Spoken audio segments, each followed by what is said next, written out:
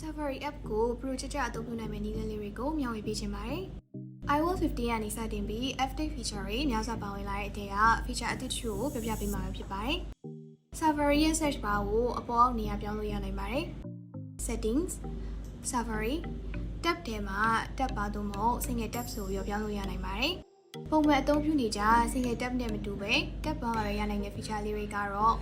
tab bar ကိုနှိပ်ပြီးဘယ်ဘက်ကို swipe လုပ်ပေးလိုက်ရင် new tab တစ်ခုပေါ်လာမှာဖြစ်ပြီးတော့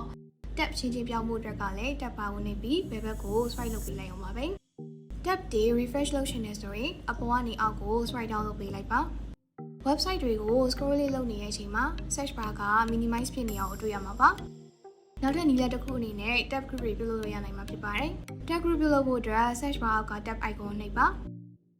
ပြီးရင် tab group တွေက new empty tab group ကိုနှိပ်ပြီး tab group name ပေးပြီး save လိုက်ပါ။ tab group အသစ်ပေါ်လာမှာဖြစ်ပြီးတော့ plus sign ကိုနှိပ်ပြီး tab တွေကိုဖွင့်ပေးပါ